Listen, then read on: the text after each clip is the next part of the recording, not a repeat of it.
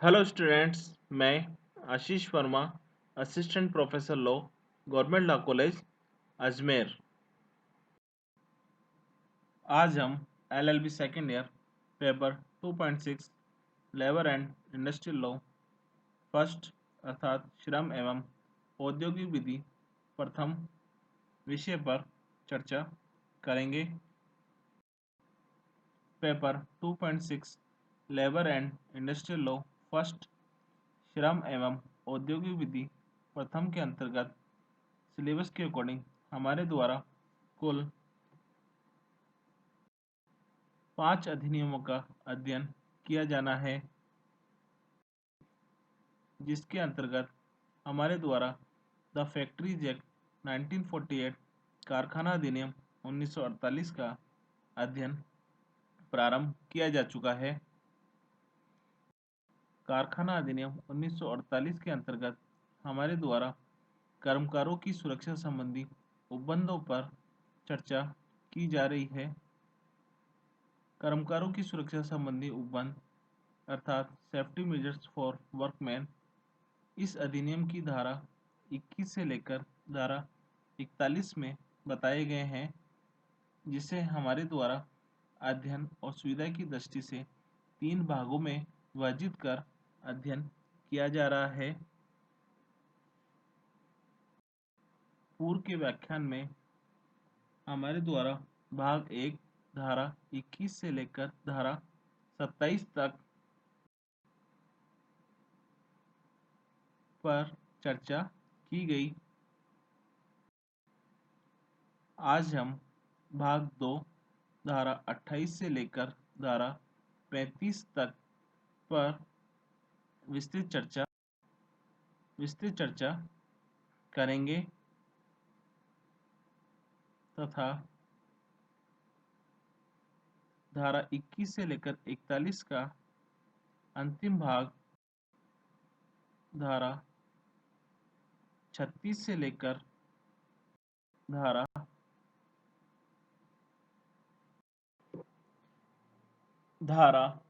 41 तक है, अर्थात सेक्शन 41 तक है। अब है पार्ट सेकेंड, सेक्शन 28 टू 35, धारा 28 से लेकर धारा 35 तक। इस अधिनियम के अंतर्गत धारा 28 में उत्तोलक और लिफ्ट अर्थात होइस्ट एंड लिफ्ट्स के बारे में प्रावधान बताए गए हैं। धारा 29 में उत्थापक यंत्र, लिफ्टिंग मशीन्स, जंजीरें, चेन्स, रस्सियां, रोप्स और उत्थापक टेकल्स, लिफ्टिंग टेकल्स के बारे में प्रावधान बताए गए हैं। धारा 30 में परिक्रामी मशीनरी अर्थात रिवॉल्विंग मशीनरी के बारे में प्रावधान बताए गए हैं। धारा 31 में दबाव संयंत्र, प्रेशर प्लांट के संबंध में प्रावधान बताए गए हैं।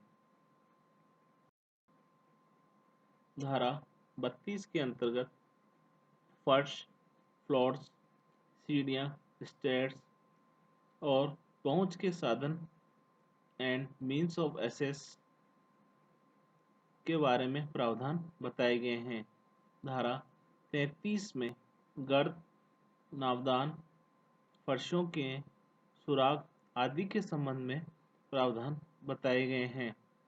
पिट्स, सम्स, ओपनिंग इन फ्लोर्स इत्यादि के बारे में प्रावधान बताए गए हैं। धारा 34 अत्यधिक वजन के बारे में प्रावधान करती है। धारा 35 में आंखों की सुरक्षा, प्रोटेक्शन ऑफ आइज के बारे में प्रावधान बताए गए हैं।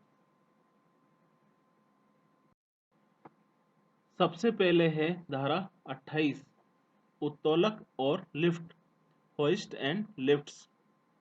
अधिनियम की धारा 28 के अंतर्गत माल चढ़ाने और मनुष्य व माल को ऊपर नीचे ले जाने वाले यंत्रों की सुरक्षा के लिए भी कारखानों में उचित व्यवस्था की गई है, जिसके लिए धारा 28 में प्रावधान बताए गए हैं। उपधारा 1 के अनुसार प्रत्येक कारखाने में प्रत्येक होइस्ट एवं लिफ्ट पहला यांत्रिक दृष्टि से अच्छी प्रकार से बनी होनी चाहिए तथा सुदृढ़ पदार्थ और उपयुक्त दृढ़ता वाली होनी चाहिए। दूसरा, ये उपयुक्त रूप से देखभाल युक्त होनी चाहिए तथा उपयुक्त व्यक्ति के द्वारा 6 माह में एक बार इसका परीक्षण किया जाना चाहिए तथा उपयुक्त व्यक्ति के द्वारा इस बाबत रजिस्टर का रखा जाना चाहिए तथा प्रत्येक परीक्षण के बारे में रजिस्टर में सूचना दर्ज की जानी चाहिए। बी, प्रत्येक होइस्ट एवं लिफ्ट का मार्ग पर्याप्त सुरक्षित होना चाहिए। इनके दरवाजे ठीक प्रकार से लगे हुए होने चाहिए। होइस्ट, लिफ्ट एवं इनका घेरा इस प्रकार बना हो कि कोई भी व्यक्ति कहीं फंस ना जाए। सी, सुरक्षित रूप से अधिकतम इतना बोझ यह ढो सकता है, यह इन पर स्पष्ट रूप से लिखा होना चाहिए तथा इससे अधिक बोझा इसके अंतर्गत नहीं ढोया जाना चाहिए। डी, होइस्ट एवं मनुष्यों को लाने ले जाने वाले लिफ्ट के पिंजरे में प्रत्येक और निकास पर ठीक से दरवाजे लगे होने चाहिए। ई, इन दरवाजों में तालों या अन्य उपयुक्त उपकरण की ऐसी व्यवस्था होनी चाहिए कि पिंजरा जब उतरने की जगह ठहर जाए तभी दरवाजा खुले, अन्यथा नहीं, और दरवाजा बंद किए बिना पिंजरा नहीं चल सके। उपधारा 2 के अनुसार अधिनियम के परिवर्तन के पश्चात लगाए गए या बनाए गए होइस्ट एवं लिफ्ट में निम्नलिखित अतिरिक्त व्यवस्था अनिवार्य रूप से होनी चाहिए। ए, जहां पिंजरे को रस्सी या जंजीर का सहारा दिया जाता हो, वहां पिंजरे और संतुलन भार दोनों के लिए 2 भिन्न भिन्न रस्सियां या जंजीर होनी चाहिए और इनमें इतनी शक्ति होनी चाहिए कि अधिकतम भार सहित पिंजरे को खींच सके। बी, रस्से, जंजीरें या अटैचमेंट टूटने की दशा में पिंजरे एवं भार को संभालने के लिए अन्य उपयुक्त साधन की उचित व्यवस्था होनी चाहिए। एवं सी, ऐसे उपयुक्त स्वचालित साधन की व्यवस्था होनी चाहिए कि पिंजरा निश्चित स्थान से आगे न बढ़ पाए। उपधारा 3 के अनुसार यदि अधिनियम के प्रवर्तन से पूर्व स्थापित कोई कारखाना उक्त शर्तों का अनुपालन नहीं कर पाता तो मुख्य निरीक्षक सुरक्षा संबंधी अन्य शर्तें लगाकर प्रबंधक को उक्त शर्तों से मुक्त कर सकता है। उपधारा 4 के अनुसार इसी भांति राज्य सरकार को भी ये शक्ति प्रदान की गई है कि वह किसी कारखाने या किसी वर्ग के कारखानों को उक्त उपबंधों से मुक्त कर सकती है यदि राज्य सरकार उन्हें आवश्यक समझती है। स्पष्टीकरण, धारा 28 के प्रयोजन के लिए उत्थापक यंत्र अथवा उपकरण को उत्तोलक और उत्थापक नहीं माना जाएगा जब तक कि उस पर प्लेटफॉर्म या क्रेज न बना हो तथा जिसे प्रदर्शक प्रतिबंध के द्वारा नियंत्रित अथवा गति प्रदान की जाती हो। अब है धारा 29, उत्थापक यंत्र, जंजीरें, रस्सियां और उत्थापक tackle, lifting machines, chains, ropes and lifting tackles. अधिनियम की धारा 29 में यह उपबंधित किया गया है कि यदि होइस्ट एवं लिफ्ट के अतिरिक्त अन्य कोई यंत्र, जंजीरें या रस्सियां या अन्य उपकरण मनुष्य या माल को उठाने और उतारने के लिए उपयोग में लाए जाते हैं, तो उनके वर्किंग गियर सहित प्रत्येक भाग अच्छी बनावट का, मजबूत पदार्थ का, मजबूत और दोषमुक्त होना चाहिए और इनकी ठीक रूप से देखभाल होनी चाहिए और वर्षा में कम से कम एक बार इनका परीक्षण होना चाहिए। उपधारा 1 के अनुसार बताए गए उपबंधों के अनुसार उचित अनुपालना की जानी चाहिए, जो किसी मशीन, जंजीर, रस्सी और मनुष्य तथा जल असबाब के उठाने एवं नीचे उतारने के संबंध रखते हैं।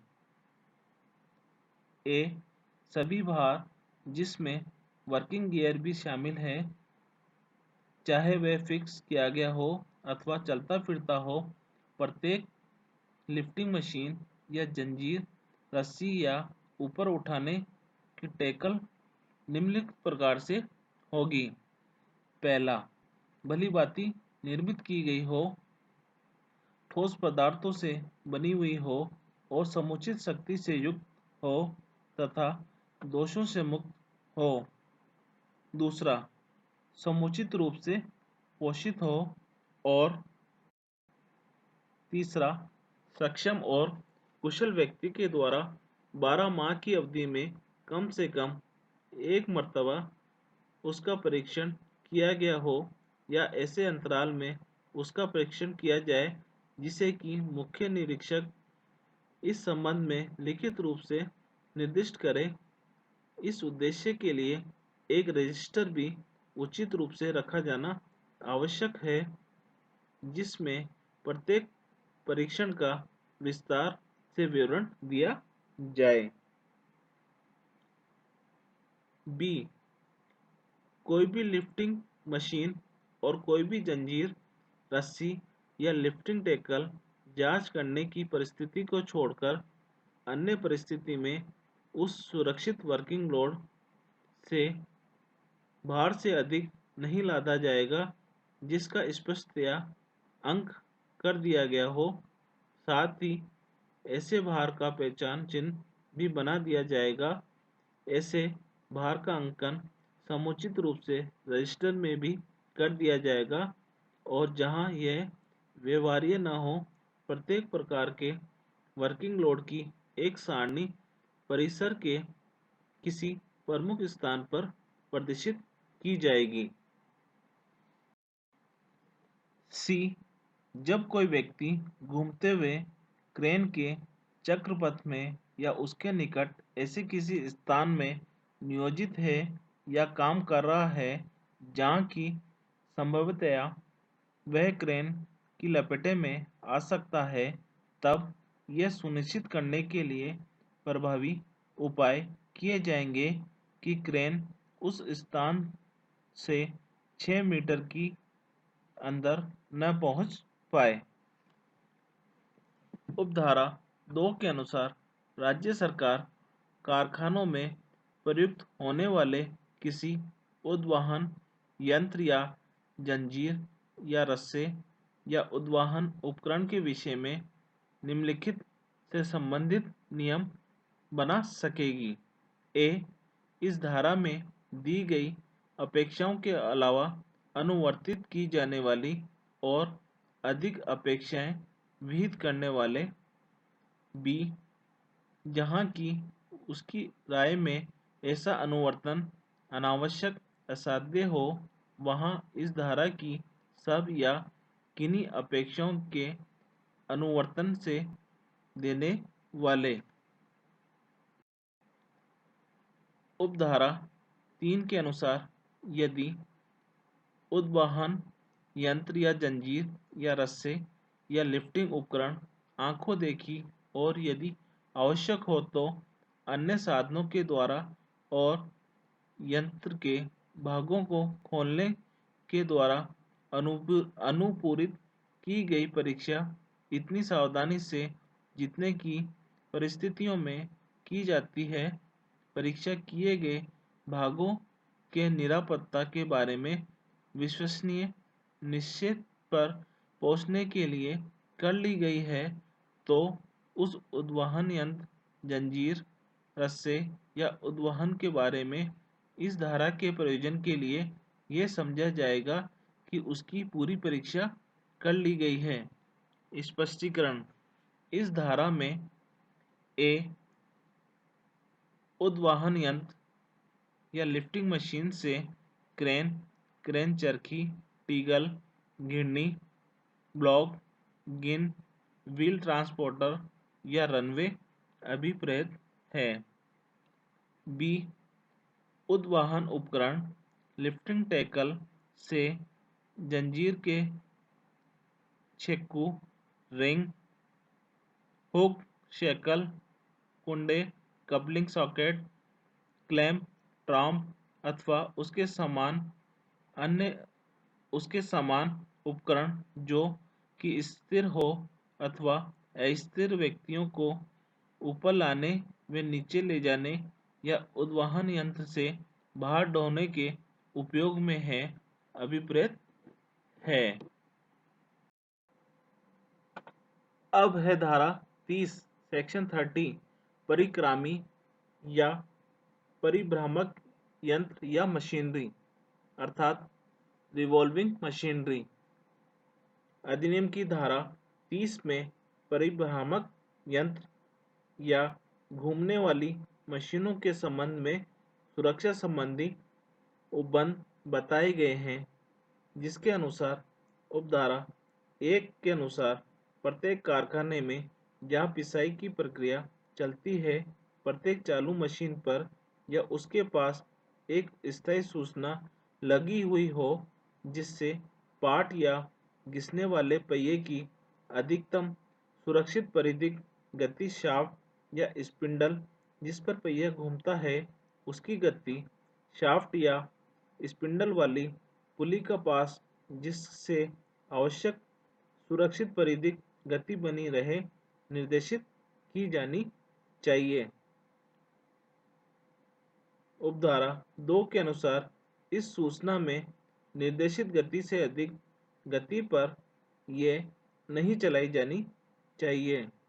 उपधारा 3 के अनुसार ऐसे प्रभावकारी उपाय भी काम में लिए जाने चाहिए कि घूमने वाले पात्र पिंजरे के ऊपर का पात्र गति नियंत्रक पहिया, पुली, थाल या अन्य शक्ति के चलने वाले उपकरण संरक्षित परिधि गति से ही चले, उससे अधिक गति से ना चल पाए। अब है धारा 31 सेक्शन 31 दबाव संयंत्र या प्रेशर प्लांट। अधिनियम की धारा 31 में दबाव संयंत्रों के उपयोग के संबंध में नियमों संबंधी उपबंध बताए गए हैं। इस धारा की उपधारा 1 के अनुसार यदि किसी कारखाने में संयंत्र या मशीन का कोई भाग वायुमंडलीय दबाव से अधिक दाब पर चलाया जाता है, तो यह सुनिश्चित करने के लिए प्रभाव युक्त उपाय किए जाएंगे कि ऐसे भाग का दाब निरापद क्रमचालन दाब से अधिक न हो। उपधारा 2 के अनुसार राज्य सरकार को इन यंत्रों के परीक्षण या निरीक्षण अथवा अन्य सुरक्षा उपायों के बारे में नियम बनाने के लिए अधिकृत किया गया है, जो राज्य सरकार की सम्मति से किसी कारखाने अथवा कारखानों के किसी वर्ग में आवश्यक समझे गए हों। कारखाना संशोधन अधिनियम 1976 के द्वारा उक्त धारा की उपधारा 3 के अनुसार बताया गया है कि राज्य सरकार नियम आदि बनाकर कारखाने के किसी यंत्र या किसी प्लांट को धारा 31 के उपबंधों से मुक्ति प्रदान कर सकती है और ऐसा करते समय राज्य सरकार कोई अन्य शर्त निर्दिष्ट कर सकती है।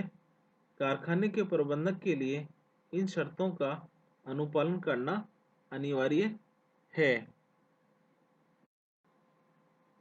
अब है धारा 32 सेक्शन 32 फर्श, सीढ़ियां और पहुंच के साधन, floors, stairs and means of access. अधिनियम की धारा 32 क के अंतर्गत प्रत्येक कारखाने में सभी फर्श, चढ़ाव, सीढ़ियां, मार्ग एवं छोटी गलियां सुदृढ़ बनावट की होनी चाहिए, उनकी ठीक देखभाल होनी चाहिए और उनको सभी बाधाओं से स्वतंत्र रखा जाना चाहिए जिनसे व्यक्तियों के फिसलने की संभावना बनी रहती हो। बी, इसी प्रकार प्रत्येक स्थान जहां कार्य करना पड़ता है वहां पहुंचने के लिए जहां तक संभव हो सके सुरक्षित साधन लगाए जाने चाहिए। सी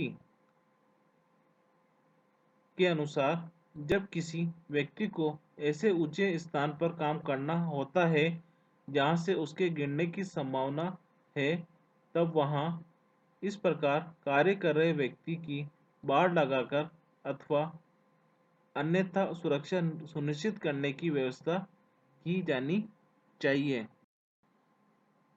अब है धारा 33 सेक्शन 33 गर्त, नावदान, फर्शों में सुराग आदि के संबंध में।